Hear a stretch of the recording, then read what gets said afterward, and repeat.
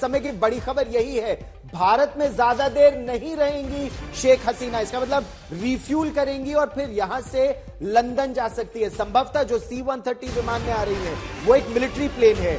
Overfly आधी दुनिया को मिलिट्री प्लेन में करना आसान नहीं होगा, अलग अलग तरह की क्लियरेंसेस होती हैं। तो हो सकता है यहां से सिविल फ्लाइट लेकर वो लंदन चली जाएंगी और फिनलैंड में उसे वो अपना बेस बना सकती हैं। इस तरह की खबर बांग्लादेश से आ रही है अंजना लगातार। ये बड़ी खबर इस वक्त की अपने दर्शकों को बता दें, क्योंकि बांग्लादेशी MI हेलीकॉप्टर से बंगाल तक वो आई, उसके बाद यहां से वो दिल्ली पहुंच रही है एक विमान में और फिर यहां से वो रवाना होंगी किसी तीसरे मुल्क के लिए। अभी वो दिल्ली में ज्यादा देर नहीं रहने वाली है, कुछ देर में दिल्ली में लैंड करेगा शेख हसीना का ये विमान। परिस्थिति को समझिए, चारों तरफ से घिरने के बाद, जान पर बन आने के बाद शेख हसीना अपनी बहन शेख रेहाना के साथ ढाका से रवाना होती हैं एक मिलिट्री विमान में। उसके बाद बंगाल से अब वो आगे बढ़ रही हैं और दिल्ली लैंड करेंगी 5 बजे के आसपास और फिर ज्यादा देर यहां भी नहीं रहेंगी। इसके बाद वो सीधा किसी तीसरे मुल्क के लिए रवाना हो सकती है, जिसमें ऐसा इशारा किया जा रहा है कि वो लंदन के लिए रवाना हो सकती हैं, दिल्ली से लंदन जा सकती हैं शेख हसीना। भी शुरुआती जानकारी है, धीरे धीरे जैसे जानकारी बढ़ती है हम आपको देंगे तस्वीरें। लेकिन आज जो मायने रखती हैं इन तमाम पड़ोसी मुल्कों की जनरल सिवाज, जिसमें हमने पाकिस्तान की नौबत और हालत देखी, हमने श्रीलंका का हाल देखा, जनता किस तरह से अगर अपने ऊपर आ जाए और उनको लगता है कि अन्याय नाइंसाफी हो रही है। ये PM आवास पर आज जो तस्वीरें हैं शेख हसीना के आवास पर, वो हैरान करती हैं और इसी के साथ विचलित भी करती हैं, क्योंकि भारत के नजरिए से अगर हम देखें तो हम नहीं चाहते एक मुल्क के तौर पर कि जमाते इस्लामी या BNP जैसी जो पार्टियां हैं वो हावी हो वहां पर। हाँ बिल्कुल, देखो सच्चाई है कि ISI का गढ़ रहा है बांग्लादेश। चाहे शेख हसीना की गवर्नमेंट थी पर ISI बहुत सक्रिय थी। जमाते इस्लामी लास्ट 5 साल के अंदर बहुत ज्यादा उभरी है और बांग्लादेश नेशनल पार्टी ने इलेक्शन तो नहीं लड़े, मगर इसने क्या किया है कि ये एंटी इंडिया सेंटीमेंट भी पैदा कर रही थी और शेख हसीना के अगेंस्ट काफी हद तक इसने एक प्रकार से यूनिटी बनाई थी। और ये जो अब हादसा हुआ ये सच्चाई है, ये रिपीटिशन है जो आपका श्रीलंका में हुआ था, जिसके प्रेसिडेंट हाउस के लोगों ने घेर लिया था। तो जो कुछ हुआ है बांग्लादेश में बहुत दुर्भाग्यपूर्ण है। और ये जो एंटी कोटा प्रोटेस्ट थी स्टूडेंट की, ये क्रिएटिव शेख हसीना की नहीं थी, क्योंकि 30% जो फ्रीडम फाइटर के लिए था 2018 को उन्होंने बंद कर दिया था शेख हसीना की गवर्नमेंट ने। और ये अब जो दिया गया था, ये जो PIL फाइल की थी हाई कोर्ट के ऑर्डर पे दिया गया था और उसके अगेंस्ट जो है गवर्नमेंट सुप्रीम कोर्ट में भी गई थी और सुप्रीम कोर्ट ने उसको घटा के 5% कर दिया। मगर कहीं ना कहीं प्रॉब्लम जो हुई है वो हुई है बेसिकली कि जिस प्रकार से शेख हसीना हैंडल नहीं कर पाई, जिस प्रकार से उन्होंने जो फोर्स है वो ज्यादा यूज कर दी, स्टूडेंट्स काफी मारे भी गए और सरकार जो वोट दिया कि जो कि एक प्रकार से अपने देश के लिए विद्रोह करने वाले जिस प्रकार से 71 हुआ, मुझे लगता है वो ट्रिपिंग पॉइंट था। और उसके बाद जो आक्रोश स्टूडेंट्स का बढ़ा और उसका फायदा उठाया जमाते इस्लामी ने और कहीं ना कहीं BNP और पाकिस्तान की ISI ने, और वो जो कि एक प्रकार से सेंटिमेंट अगेंस्ट कर दिया शेख हसीना का। अदरवाइज आप शेख हसीना की गवर्नमेंट देखें, गवर्नेंस देखें, उनकी एडमिनिस्ट्रेशन देखें, उनके रिलेशन देखें भारत और चीन के साथ, दोनों के साथ काफी अच्छे उसने बैलेंसिंग एक्ट किया आज तक और उनके रिलेशनशिप बाकी दूसरे देशों से बचे। तो ये एक दुर्भाग्यपूर्ण बात है। मगर इसमें सबसे ज्यादा इंपॉर्टेंट है 2-3 चीजें।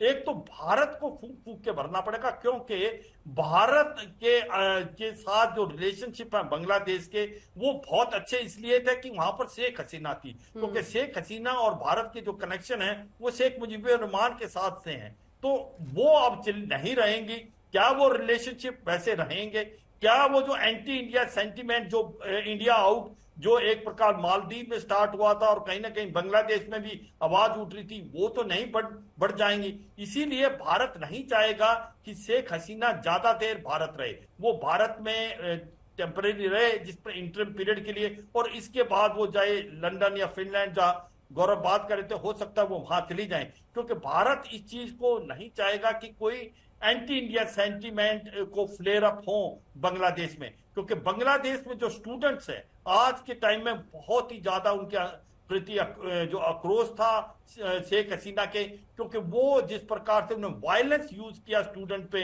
जिस प्रकार से स्टूडेंटों की मौत हुई और जिस प्रकार से राजाकार स्टेटमेंट उन्होंने पास कर दी, मुझे लगता है उसके कारण सिचुएशन बहुत ज्यादा खराब हो गई। और कहीं ना कहीं जो बांग्लादेश की आर्मी थी उनको समझ आया कि अब ये सिचुएशन नहीं संभल सकती और इसका बेस्ट सोल्यूशन होगा से जो अभी जो शेख हसीना है वो अपना पक्ष छोड़ दे और वहां से चली जाए, क्योंकि अगर वो रहती तो सच्चाई यह है कि उनके अगेंस्ट केस चलने थे, उनके अगेंस्ट कहीं ना कहीं अगर कोई ओपोजिशन बीएनपी आती है तो उनके ऊपर आप करप्शन के चार्ज ही लगते हैं। और जैसे पुरानी हिस्ट्री है, चाहे वो पाकिस्तान हो बांग्लादेश हो, कि जो पुराने लीडर के साथ क्या ताल्लुक किया जाता है वो सबको पता है। तो मुझे लगता है एक वाइज स्टेप किया है जो बांग्लादेश की आर्मी ने, वो इंटरिम गवर्नमेंट बनाएगी, वो चाहेगी कि शांति हो। पहले जो स्टूडेंट सड़कों पे हैं, जो उग्रवादी हैं सड़कों पे हैं, वो वापस जाएं और उसके बाद इंटरिम गवर्नमेंट जो है आर्मी बनाए और उसके बाद इलेक्शन कब होंगे वो तो समय बताएगा। मगर मुझे लगता है सबसे इंपॉर्टेंट चीज आज की तारीख में है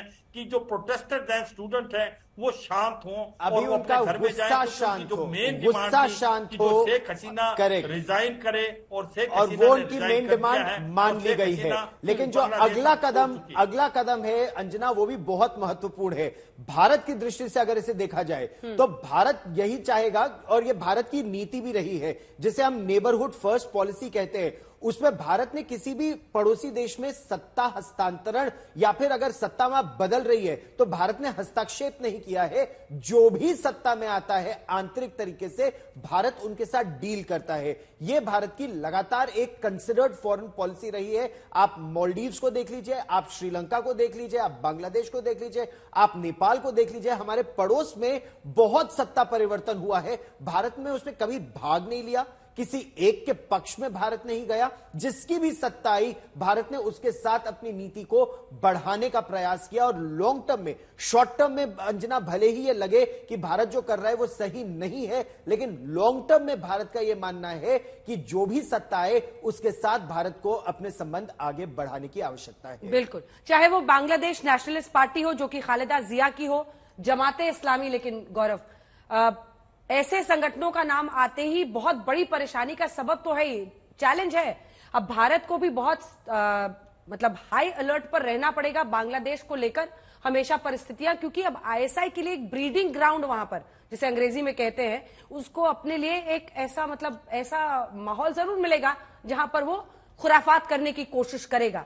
लेकिन इसी के साथ साथ शेख हसीना के पूरे राजनीतिक अस्तित्व को अगर आप देखिए, एक वक्त पर उनके पिता, वो राष्ट्रपिता वहां पर कहलाते हैं, जनक बांग्लादेश के कहलाते हैं, उनकी तक वहां पर हत्या हो गई थी। बहुत सारे उन पर भी इल्जाम लगे थे उस वक्त। एक वक्त ऐसा भी था कि वहां की जो जनता उनके खिलाफ हो गई थी। महंगाई, भाई भतीजावाद, भ्रष्टाचार, बड़े आरोप लगे। पूरे परिवार की वहां पर हत्या हो गई। शेख हसीना जर्मनी में थी अपनी बहन के साथ, इसलिए वो बच गई। इधर खालिदा जिया की पॉलिटिक्स चलती है जो कि बांग्लादेश नेशनलिस्ट पार्टी की थी। और उसके बाद से उनके जो पति थे जियाउर रहमान, जिनका जनरल सिवाच ने भी जिक्र किया, वो एक आर्मी शासक थे, लेकिन उसके बाद वो राजनेता बने, वो राष्ट्रपति भी बने। इन दोनों पर भी खूब सारे आरोप लगे। तो ये जो दो बड़ी पार्टियां हैं, दोनों की हालत इतनी खस्ता है इस वक्त। ऐसे में जमाते इस्लामी के साथ खालिदा जिया, जो कि एंटी इंडिया सेंटिमेंट रखती हैं, उन्होंने गठबंधन कर लिया। अब ये राजनीतिक पार्टियां वहां पर सत्ता में आ रही है, तो ऐसे में भारत को सख्त नजर रखनी होगी। लेकिन अभी नजर है कहां पहुंची है वो। बांग्लादेश हिंसा पर सीएम ममता की भी नजर है। बीएसएफ ने भी वहां पर सतर्कता बढ़ा दी है, और सतर्कता इसलिए बढ़ा दी है क्योंकि जो अस्थिरता वहां पर बनी हुई है। देखिए, अभी अंतरिम सरकार बनाने की कोशिशें कर रहे हैं, यही तो कहा है ना आर्मी चीफ ने। क्या इशारा है? इशारा है कि हम राजनीतिक पार्टियों के साथ बातचीत करके कंसेंसस बना रहे हैं ताकि एक अंतरिम सरकार वहां पर परिस्थितियों को संभाल सके। दूसरा, जिनकी हत्याएं हुई हैं, अगर जुलाई में लगभग ये छात्र आंदोलन शुरू हुआ था, तब से अब तक बीते एक दिन में 91, कुल मिलाकर लगभग 300 से ज्यादा ही समझिए हत्याएं वहां पर हुई हैं, लोगों की मौत हुई है। हत्याएं से खुद आर्मी चीफ ने कहा, वो कह रहे हैं हम इसमें न्याय इंसाफ दिलाएंगे, देश का नुकसान हो रहा है, परिस्थिति को अब संभलने दीजिए। ऐसे में आर्मी चीफ की बात पर कितना भरोसा करके आंदोलनकारी क्या पूरी तरह से पूर्ण विराम लगाते हैं? और अगर विपक्षी पार्टियों का हाथ था पीछे से, तो वो भी चाहेंगे कि अब स्थिति शांत हो, क्योंकि शेख हसीना भाग गई है वहां से। ऐसे में परिस्थितियां अगर शांत होती हैं, अंतरिम सरकार बनती है, फिर वहां चुनाव की नौबत आती है, तो क्या होता है इन सब पर नजर रहेगी। लेकिन इस बीच खबर ये आ रही है कि अब से कुछ ही देर बाद 15-20 मिनट के बाद वहां पर लैंड करेंगी, दिल्ली में लैंड करेंगी शेख हसीना। लेकिन बड़ी खबर यही है गौरव की वो लैंड करेंगी, रुकेंगी नहीं, वो एन रूट है, दूसरे देश जा रही है। लंदन, दो देशों का नाम आ रहा है। एक ये कहा जा रहा है कि वो लंदन जा सकती हैं, दूसरा ये कहा जा रहा है कि जब वो एग्जाइल में होंगी तो फिनलैंड को वो अपना गढ़ बना सकती हैं या अपना बेस बना सकती हैं और वहां से संभवतः सत्ता में वापसी का प्रयास करेंगी। लेकिन उनके लिए भी चुनौतियां बड़ी हैं, उनकी पार्टी के लिए। उनकी पार्टी के 6 नेताओं को, खबर ये आ रही है, उनकी पार्टी के 6 नेताओं और कार्यकर्ताओं को ढूंढ कर निकाल कर मारा गया है। अब क्या यह हिंसा और ज्यादा बढ़ेगी, जिसका इतिहास बांग्लादेश में रहा है? यह सबसे बड़ी चुनौती अंजना इस समय बांग्लादेश के लिए है। अगले 48 घंटे में शांति बहाली या फिर हिंसा का और तांडव वहां दिखेगा। बनी हुई है भारत की नजर इस खबर पर, आज तक की नजर भी बनी हुई है। शेख हसीना का विरोध इतना बड़ा हुआ है कि उन्हें देश छोड़ना पड़ा है। कुछ ही देर में दिल्ली वो लैंड करेंगी, लेकिन रुकेंगी नहीं। एन रूट वो शायद यूके जाने वाली हैं, इंग्लैंड जाने वाली हैं।